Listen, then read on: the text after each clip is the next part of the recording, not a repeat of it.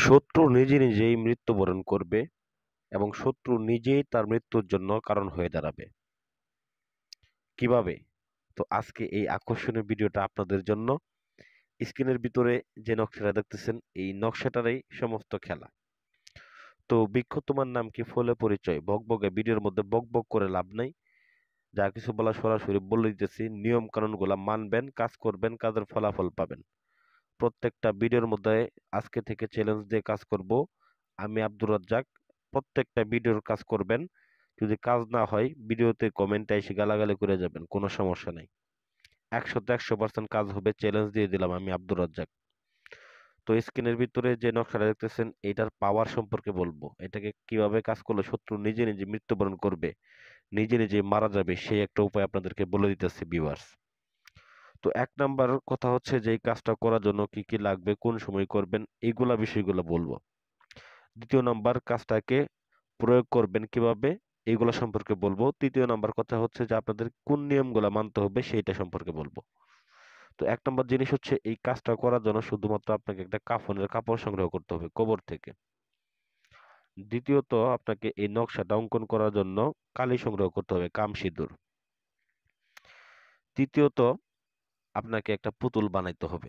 যে কাফনের কাপড়টা আপনি সংগ্রহ করবেন ওই কাফনের কাপড় দিয়ে আবার আপনাকে পুতুল তৈরি করতে হবে। এবং শত্রুর নাম লাগবে, শত্রু ছেলে হলে শত্রুর বাবার নাম, শত্রু মেয়ে হলে শত্রুর মায়ের নাম, এই জিনিস। তো কাজটাকে সপ্তাহে 7 দিনে করতে পারবেন, শুধুমাত্র শুক্রবার ব্যতীত, শুক্রবার ছাড়া সপ্তাহে 7 দিন, অর্থাৎ 6 দিন করতে পারবেন, শুক্রবার ছাড়া 6 দিন। তো যাই হোক, বিষয় হচ্ছে এখন এই কাজটাকে কোন সময় করবেন। কাজটা করার নির্দিষ্ট একদম সময় হচ্ছে যে আপনি রাত্রে 11টা থেকে রাতে 3টার মধ্যে যে কোনো সময় করতে পারেন, কোনো সমস্যা নেই। রাত্রে 11টা থেকে রাতে 3টার মধ্যে করবেন। তো যখন আপনি কাজটাকে করতে বসবেন ওই সময় আপনার কি কি দরকার, মূলত ধৈর্য এবং মনোযোগ। লেখাগুলা লিখতে গিয়ে তাড়াহুড়া করবেন তাহলে কাজ করবেন না, কাজ করতে যাবেন না। একটু সামান্য ভুল হলে আপনার নিজের ক্ষতি হইতে পারে। হ্যাঁ, এগুলো অভিজ্ঞতার মাধ্যমে কাজ করা দরকার। তবুও বলে নেই, যাদের অভিজ্ঞতা আছে তারা করবেন, আর যেমন যাদের অভিজ্ঞতা নাই তারা খুবই সাবধানতার সাথে করবেন। তো বিষয় হচ্ছে যে এই নকশাটাকে কাফনের কাপড় যেটা সংগ্রহ করবেন, কাম সিঁদুর দ্বারা কালি বানিয়ে নিয়ে প্রথমত এই নকশাটাকে অঙ্কন করতে হবে। অঙ্কন করার পরে শত্রুর নাম, শত্রুর পিতার নাম, শত্রুর মাতার নাম এগুলা লিখে নিতে হবে। তো পিতার নাম মাতার নাম লেখার পরে সেই কাফনের কাপড়টা দিয়ে অবশ্যই আপনাকে একটা পুতুল বানিয়ে নিতে হবে। তো পুতুলটা বানিয়ে নেওয়ার পরে পরিশেষে সেই পুতুলটাকে আপনি রাখবেন, পাশে রাখেন। তো রাখার পর আপনার পরিশেষ যে কাজটা সেই রাত্রেবেলায় আপনাকে কাজটা করতে হবে, রাত্রেবেলায় ফিনিশিং করতে হবে। আপনি একটা ফাঁসির রশি নেবেন, ফাঁসির দড়ি, যে ফাঁসির দড়ি দিয়ে এর আগে কেউ কেউ একজন মৃত্যুবরণ করেছিল বা মারা গিয়েছিল ওরকম একটা ফাঁসির দড়ি নেবেন। ফাঁসির দড়ি নেওয়ার পরে আপনি এই পুতুলটার গলার মধ্যে ফাঁস দিবেন। ফাঁস দেওয়ার পরে একটা যে কোনো ধরনের পুরাতন বট গাছ, পুরাতন একটা বট গাছের ভিতরে আপনি সুন্দর করে পুতুলটা ঝুলাই দিয়ে আসবেন। পুরাতন বট গাছের ভিতরে আপনি পুতুলটাকে ঝুলাই দিয়ে একদম চলে আসবেন পিছন দিকে, আর ফিরে তাকাবেন না। আমি আব্দুর রাজ্জাক চ্যালেঞ্জ দিলাম, আগামী 3 দিনের মধ্যে শত্রু যেখানে থাকুক, যে অবস্থায় থাকুক, শত্রু নিজে নিজেই ফাঁস দেওয়ার জন্য চেষ্টা করবে, নিজে নিজেই ফাঁস দিয়ে মৃত্যুবরণ করবে। তবে বলবেন যে লোকজনের সামনে যদি ফাঁস দিতে চায় সেই সময় লোকজন তাকে ফিরাবে না, এরকম হতে না।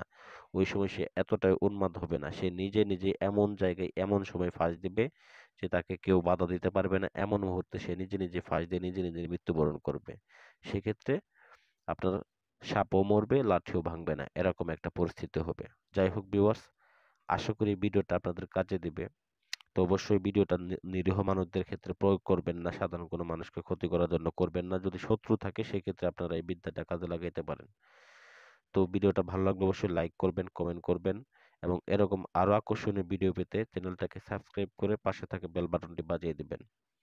তো যাই হোক, আমি আপনাদেরকে একটা কথাই বলি, প্রত্যেকটা কাজ ধৈর্য সহকারে করবেন, মনোযোগ সহকারে করবেন। যদি ধৈর্য হারা হয়ে যান সেক্ষেত্রে কাজ করে কোনো লাভ নাই। ধৈর্য নিয়ে কাজ করবেন, দেখবেন প্রত্যেকটা কাজের উপযুক্ত সময়ে ফলাফল পেয়ে যাবেন।